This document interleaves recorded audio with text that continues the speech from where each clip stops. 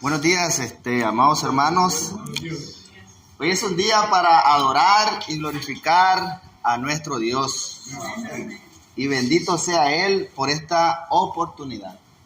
El día de hoy quiero compartir con ustedes una lección, un tema que seguramente usted lo va a meditar. Estoy seguro que usted se pondrá a pensar en este tema, el cual lo he titulado como la pureza de la flor del loto. Hay un texto en la Escritura que lo vamos a usar como objetivo en esta mañana, el cual dice: sed santos porque yo soy santo. Así dice la Escritura. El que dice que es de Dios, la Escritura también menciona que debe de andar como Él anduvo. La flor de loto, amados hermanos, es una planta sorprendente. Es una planta que cuando usted la observa, usted queda maravillado, queda asombrado, porque esta planta, esta flor, hipnotiza a cada una de las personas que la observan. Tiene una característica, tiene una cualidad, tiene algo interesante en ella. Y por eso la tomé como ejemplo, como reflexión. Porque es una planta bella, hermosa. Y quiero que ponga mucha atención, porque además de ser bella, linda, maravillosa, da gusto observar esta planta. Recuerda el tema como la pureza de la flor del loto. Mucha atención porque es sorprendente, amados hermanos, y puede ser inexplicable. ¿Por qué puede ser inexplicable? Encontrar una respuesta al darnos cuenta acerca de la flor del loto. Amados hermanos, la flor del loto no se encuentra en cualquier lugar.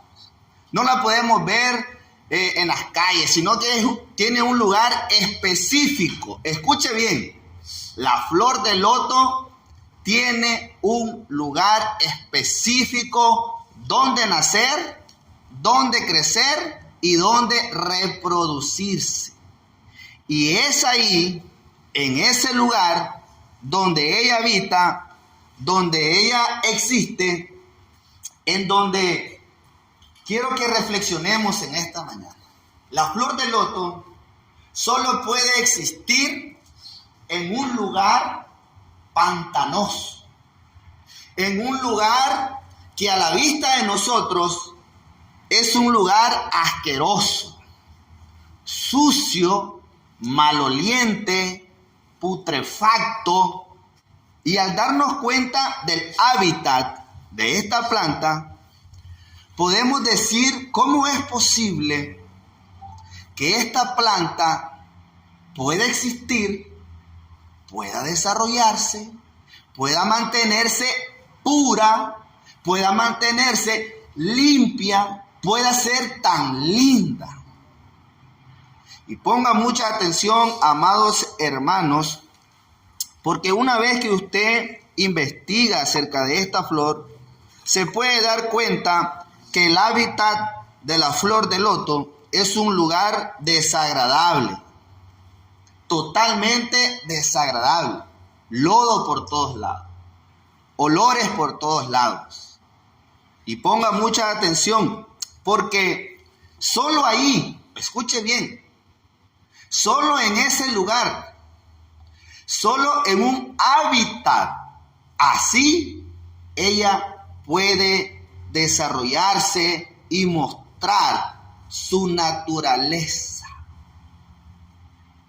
Escuche bien, en un lugar pantanoso, maloliente, putrefacto, desagradable, solo en ese lugar ella puede mostrar su naturaleza.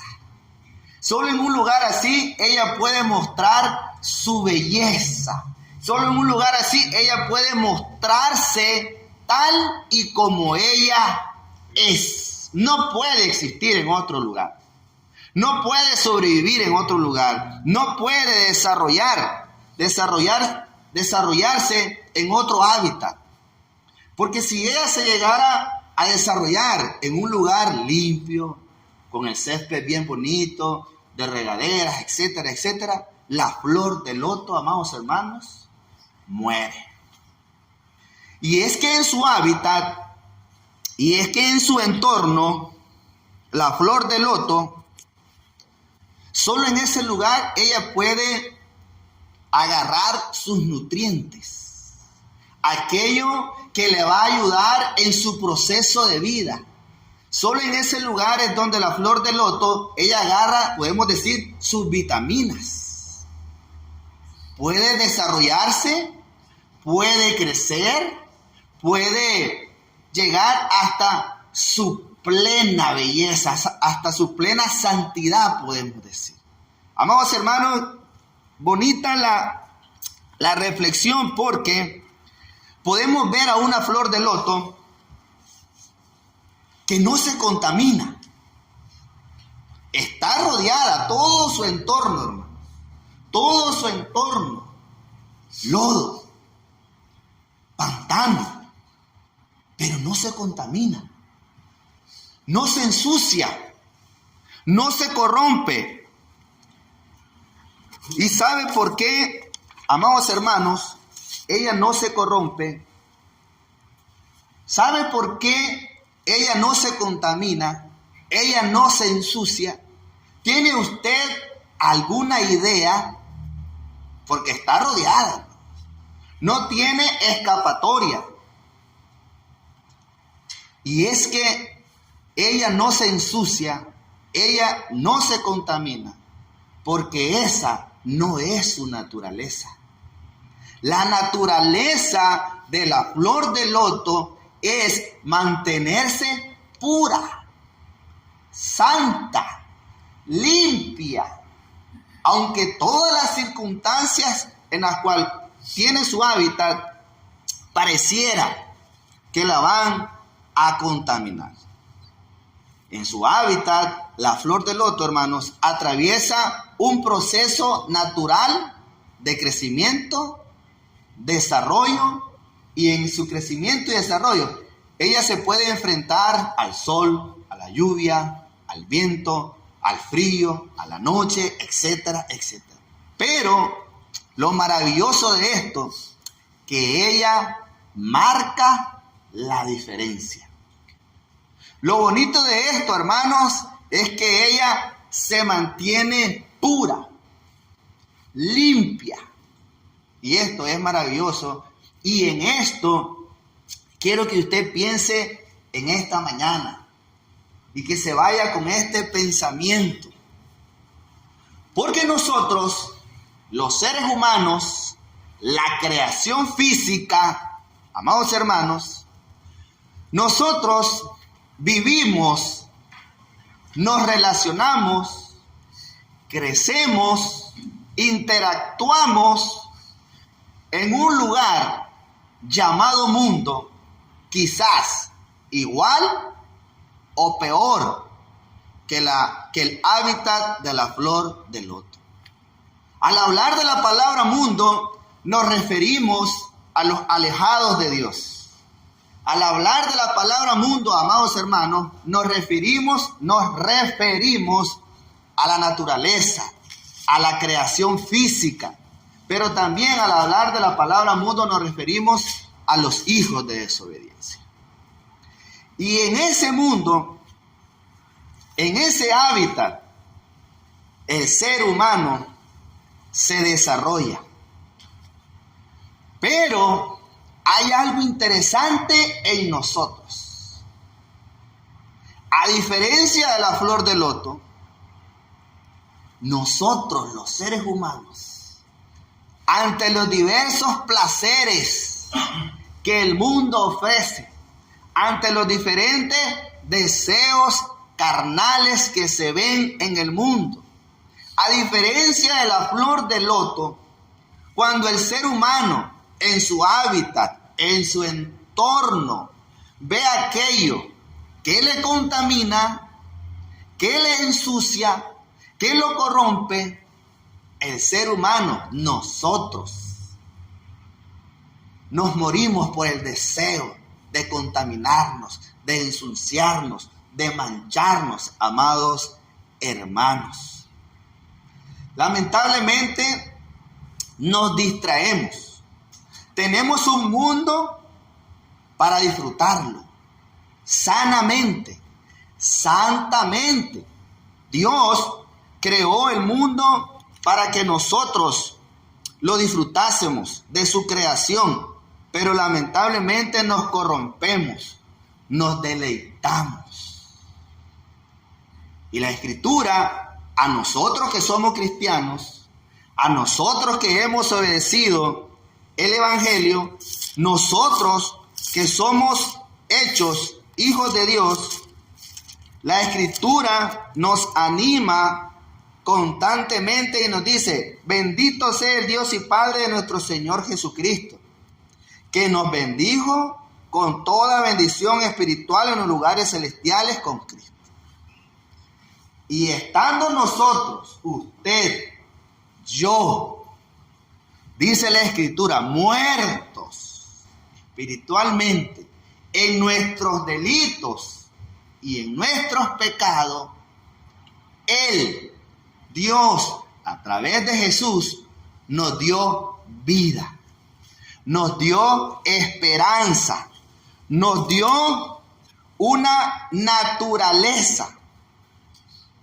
Y es que Dios, amados hermanos, recuerden, Dios tiene una naturaleza celestial. Dios tiene una naturaleza espiritual. Dios tiene una naturaleza de la eternidad, del cielo, del más allá. Y esa naturaleza celestial, espiritual, pura, santa y limpia, nos la heredó a nosotros cuando obedecimos el Evangelio de nuestro Señor y Salvador Jesús. Ante esta realidad, usted y yo debemos darnos cuenta que tenemos una naturaleza que no es de este mundo, que no es para este mundo. Pero si nosotros no somos conscientes, amados hermanos, de nuestra naturaleza celestial, eterna, nosotros, los seres humanos, los miembros de la Iglesia de Cristo, aquellos que hemos obedecido el Evangelio, nos vamos a corromper, vamos a pecar, vamos a desobedecer, vamos a apartarnos de Dios. Y aún, hermanos, sabiendo que aunque estamos en el mundo, no somos de este mundo. Por eso la Escritura en Efesios nos dice, en cuanto a la pasada manera de vivir, en Efesios 4, puede leer todo el libro de Efesios, despojaos del viejo hombre. Quítense ese viejo hombre que está viciado conforme a los deseos engañosos de la carne. Y nos dice, 22, 23, 24, vestidos del nuevo hombre, creado según Dios, en la justicia y la santidad de verdad. 29, ninguna palabra corrompida, y ahí viene la reflexión para nosotros. Quiero que entendamos cada uno de nosotros. Tenemos una naturaleza espiritual, celestial, de Dios, de la eternidad. Y posiblemente nuestra mente, hermanos, nuestra mente humana no tiene una magnitud de lo que esto significa. Tal vez nosotros no tenemos una idea y no podemos concebir, y por eso nos comportamos como nos comportamos y por eso desobedecemos. Pero lo que Dios nos ha dado, hermano, es eternamente y para siempre. Imagínese un cuerpo revestido de gloria, un cuerpo revestido de pureza, de santidad. Y solo me pongo a pensar cómo será esto en el relato de la Escritura cuando Jesucristo se transfiguró. ¿Y qué dice la Escritura? Que se vio un gran resplandor. O cuando se le apareció el Espíritu a Saulo de Tarso, sus ojos no podían ver. Ese cuerpo, esa naturaleza es suya, es mía. Y aún más, increíblemente, la Escritura en 1 Corintios, capítulo 1, lo pueden leer todo, dice la Biblia, para reflexión, para que cobremos ánimo, para que cobremos valor. En el 1:27 dice, lo necio del mundo escogió Dios. Lo menospreciado del mundo escogió Dios. Y escuche bien, ¿qué es lo vil? ¿Qué es lo necio? Porque la Biblia dice, lo necio del mundo escogió Dios para avergonzar a los sabios, y lo débil del mundo escogió Dios para avergonzar a lo fuerte. ¿Dónde está el sabio? ¿Dónde está el judío? ¿Acaso no ha enloquecido Dios la locura del mundo? Porque en la mente de Dios, lo vil, lo menospreciado, lo más botado, lo más bajo, escogió Dios, refiriéndose a nosotros, para darnos una naturaleza celestial, para darnos una naturaleza espiritual, para darnos una naturaleza de la vida eterna, para darnos una naturaleza del más allá, amados hermanos. Por eso, dice la Escritura, no presentéis vuestros cuerpos al pecado. Entendiendo esto, ¿cómo concibe usted la idea que su cuerpo, que su naturaleza no es carnal? Su naturaleza no es de este mundo.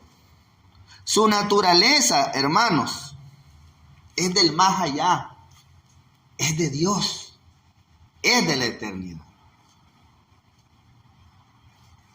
Si nosotros entendiéramos un poquito, si nosotros nos diéramos cuenta de esta gran bendición que tenemos, estoy seguro que usted pondría más de su parte, pondríamos más de nuestra parte para acercarnos a Dios, para agradar a Dios, para hacer lo que a Dios le agrada. Y algo importante, hermano, usted y yo no podemos existir en otro mundo. No podemos vivir en el planeta Marte, por decir algo. No hay otro mundo para nosotros. No hay otro planeta para que nosotros existamos, nos desarrollemos y podamos crecer. No hay otro mundo. No hay otro lugar donde el ser humano, donde nosotros nos podamos desarrollar. Y la Escritura dice, 1 Juan capítulo 5, 19, el mundo entero está bajo el maligno. El mundo entero. Pero confiad, yo he vencido al mundo. Tranquilos. Caminen en ese mundo lleno de tinieblas, lleno de oscuridad. Transiten por ese mundo. Porque en esto, dice la Escritura, usted lo puede leer en 1 Juan capítulo 3, en esto se manifiestan los hijos de Dios y los hijos del diablo.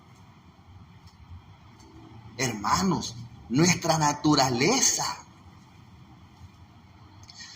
nuestra verdadera naturaleza la debemos nosotros dar a conocer en medio de un mundo perdido, corrupto,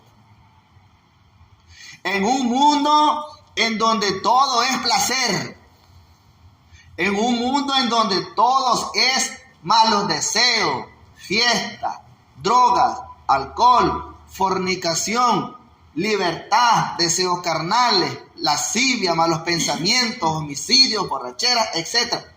Este mundo fue hecho para nosotros, con un propósito, que nosotros glorifiquemos el nombre de nuestro Dios.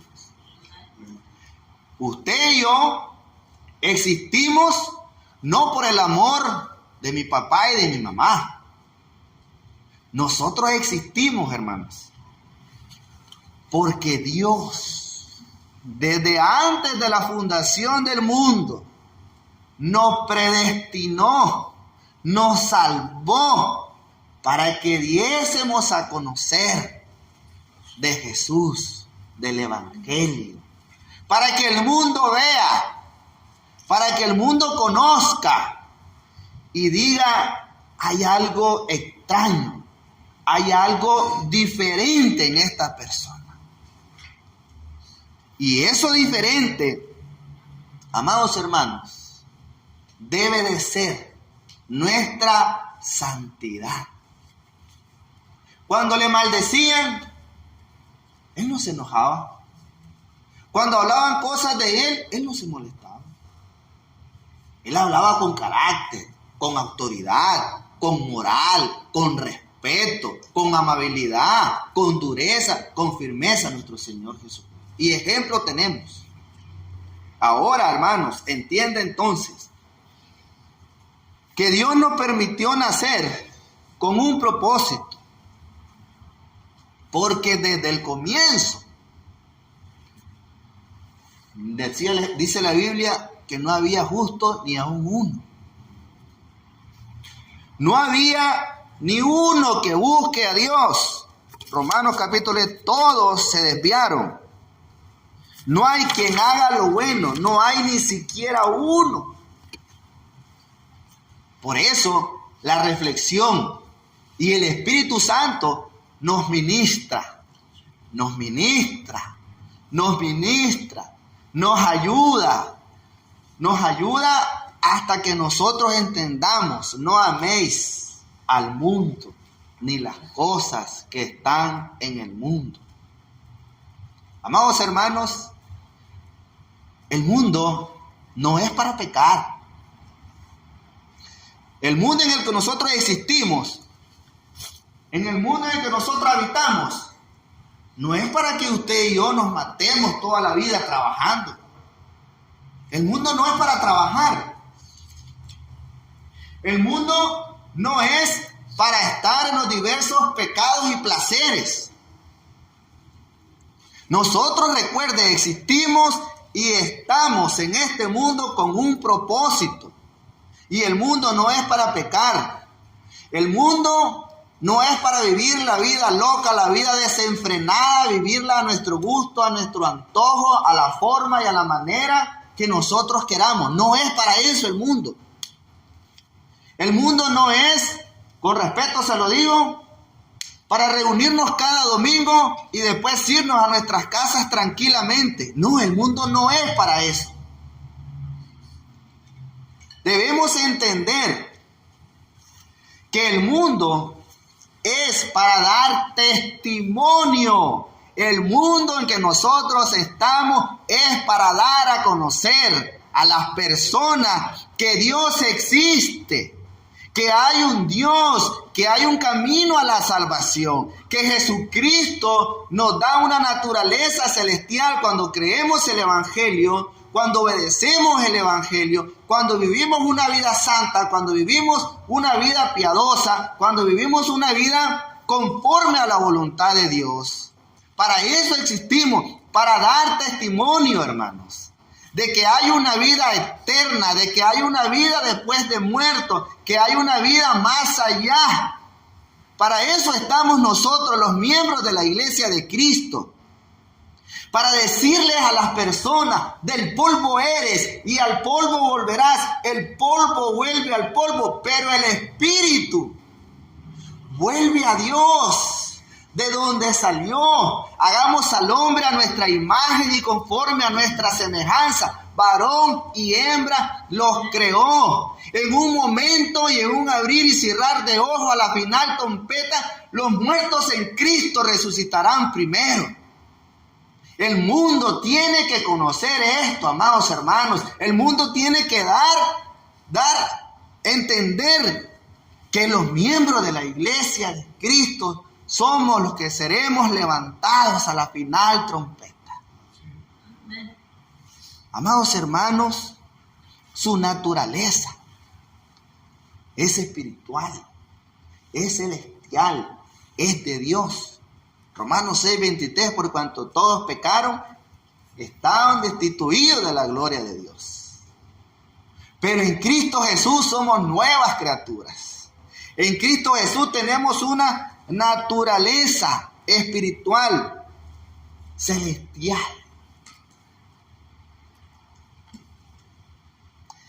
Pero, ¿qué pasa con usted?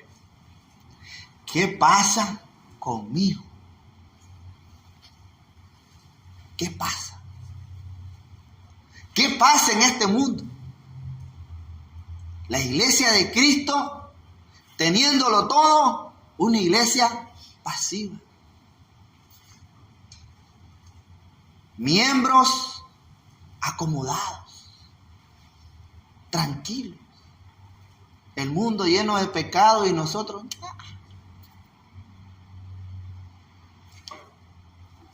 Amados hermanos, estamos en este mundo, existimos en este mundo para dar testimonio de la existencia de la iglesia, para dar testimonio de que existen hijos de Dios. Y hay un pensamiento en la Escritura, en Romanos, lea todo el libro de Romanos, capítulo 8 dice, ¿quién? Escuche bien, ¿quién acusará a los escogidos de Dios? ¿Quién, hermanos? Porque está establecido para el hombre, Hechos capítulo 17, 30 al 31 en adelante. ¿Quién acusará a los escogidos de Dios? Porque Dios ha escogido un día en donde juzgará a todos nosotros. ¿Quién acusará a los escogidos de Dios? Porque ha establecido un día, ha establecido un momento.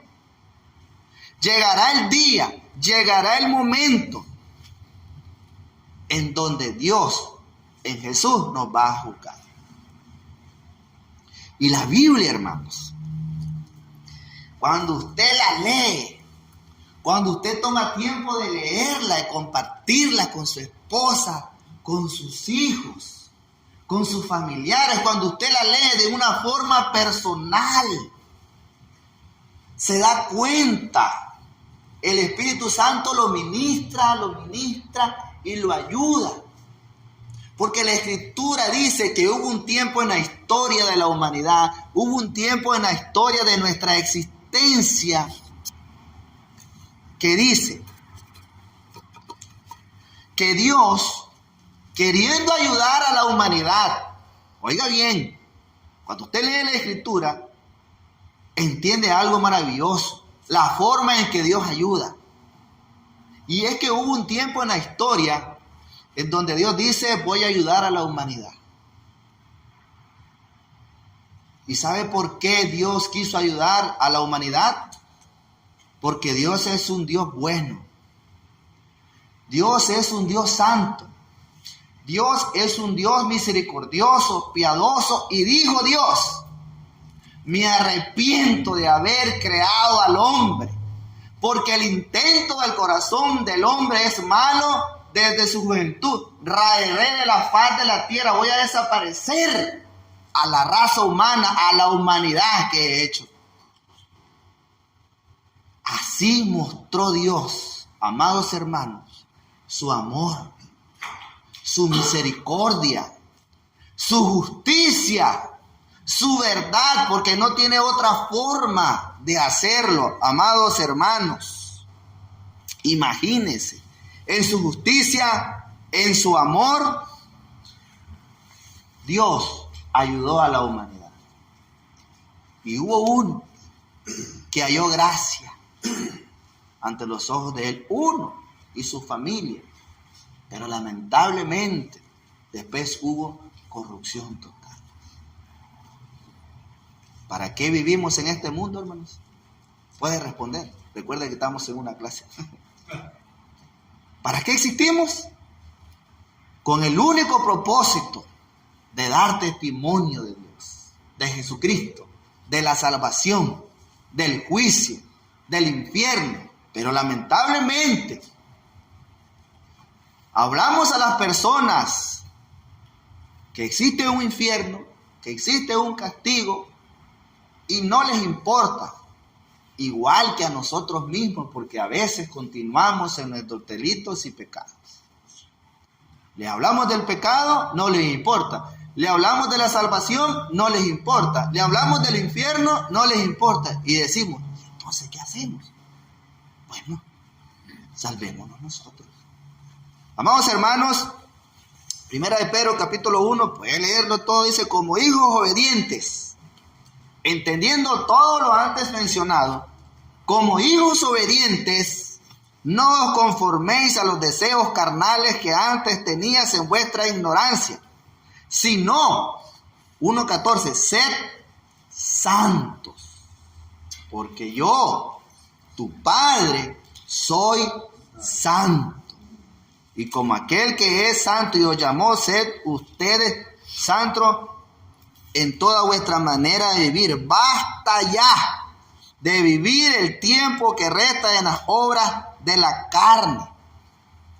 Y dice la Escritura cuando usted la lee, que a los gentiles que antes nos miraban en las diferentes prácticas carnales, en los diferentes pecados, ahora que somos de Cristo, ahora que somos de Dios, ahora que tenemos una naturaleza espiritual, celestial, a ellos les parece cosa extraña, dice la Escritura, que ya no corras con ellos en el mismo desenfreno de disolución.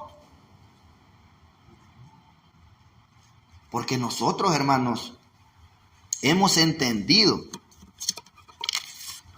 que tenemos una naturaleza espiritual. Entonces, ¿quién acusará a los escogidos de Dios? ¿Quién?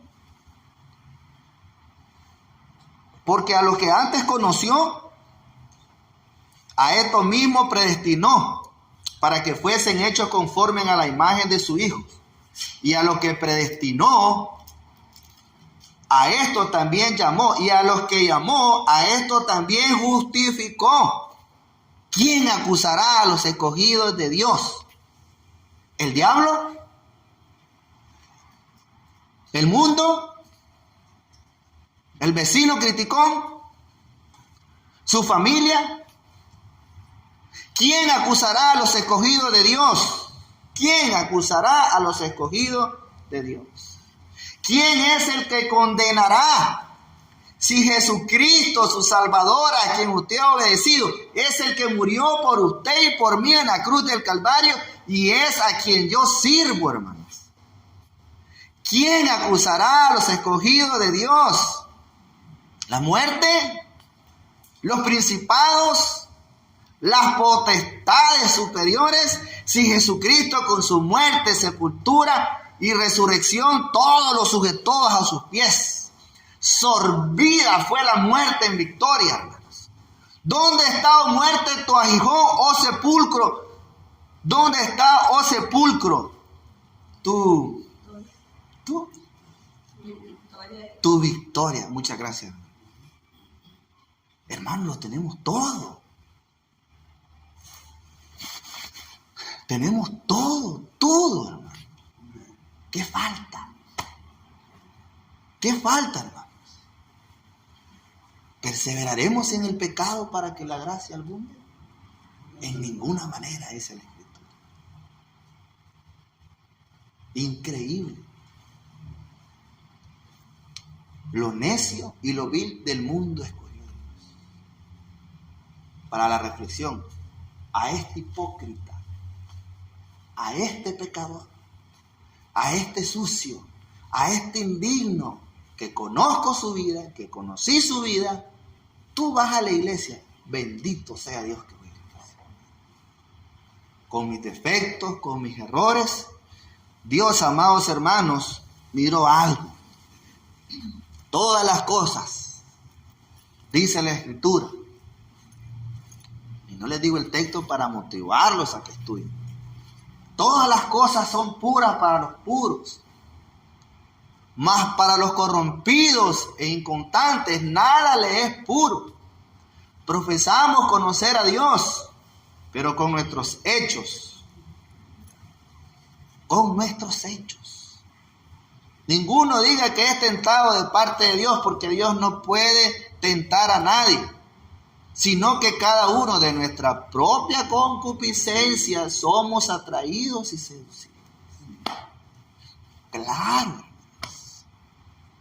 Claro, pero nos empeñamos a corrompernos, y además de corrompernos, siendo puros porque Jesucristo nos hizo puros, no damos a conocer esta gran verdad. No damos a conocer esta gran verdad. Y en 1 Corintios capítulo 15, recuerden, la parte final dice, la carne y la sangre no puede heredar la eternidad. Por eso, amados hermanos, usted y yo debemos de mantener nuestra santidad, nuestra pureza, y también dar testimonio. Y para animarnos unos a otros, si no predicamos, si no damos testimonio del Evangelio, vamos a morir. Pero en el día que nos presentemos ante nuestro Señor y Salvador Jesucristo, Él nos va a preguntar, ¿qué hiciste en la tierra? Señor, por favor, yo me reuní todos los domingos, Señor. Yo iba fiel los miércoles, Señor. Pero dejé un mandamiento, dejé una enseñanza. Ir por todo el mundo y predicar el Evangelio.